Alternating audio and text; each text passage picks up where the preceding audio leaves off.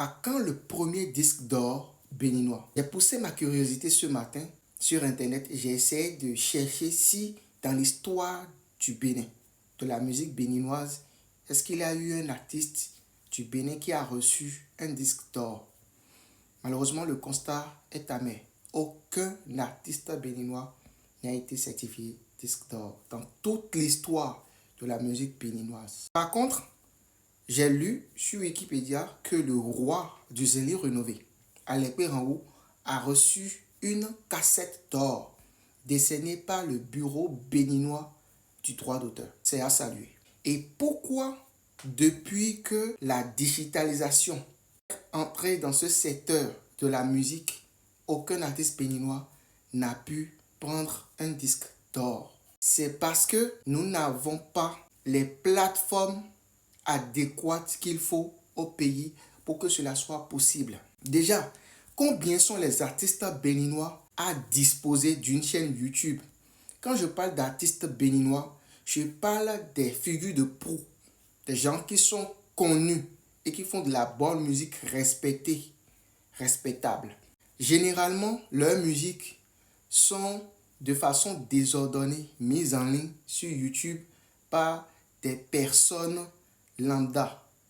Et derrière ça, c'est que les contenus sont monétisés et les gens prennent de l'argent par la suite.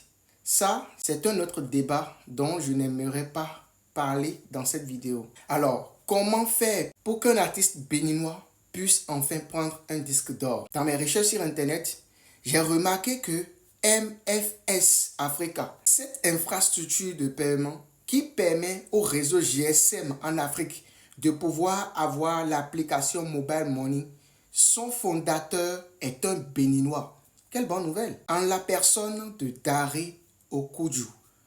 À travers ce homme d'affaires que je respecte déjà parce que j'ai lu son parcours, c'est vraiment waouh. Il était agent à MTN avant de fonder cette entreprise géante qui a d'ailleurs acheté une société aux États-Unis à 39 millions de dollars. Bon, ça, c'est encore notre débat. Donc, avec son entreprise MFS Africa, on pourra, l'entreprise va signer des contrats avec les plateformes de téléchargement légales, telles que Spotify, Deezer, Apple, YouTube, bref, les plateformes légales. Si la société MFS Africa de notre compatriote arrive à avoir ce contrat, ça veut dire que désormais au Bénin, les Béninois peuvent alors créer des comptes sur les plateformes de téléchargement légales, en griffe, des comptes tropicalisés. Avec ça, ils pourront écouter de la musique et acheter de la musique béninoise à travers leur portefeuille Mobile Money. Si on peut avoir cette infrastructure grâce à notre compatriote, la musique béninoise pourra enfin prendre des disques d'or et des disques de platine. Parce que j'ai découvert par exemple sur les plateformes légales la présence de Alekpe Renhou, de Bézé. Or, c'est de gros vendeurs de disques, ces gens-là, au Bénin. Si on arrivait à trouver cette plateforme, on arrivait à tropicaliser les plateformes légales de téléchargement, ça va donner un ouf de soulagement à l'industrie musicale au Bénin.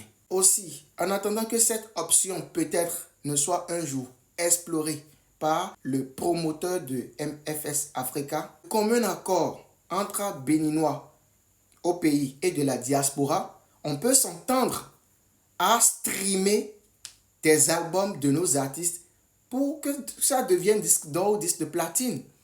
Enfin, pour qu'une industrie décolle, il faut de la volonté manifeste. Regardez les gens comme Gégé Lapino, c'est un gros vendeur de disques.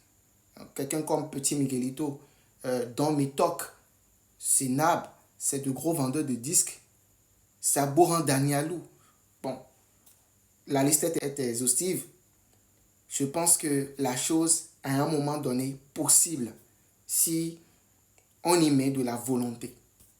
Enfin, c'était ma toute petite analyse.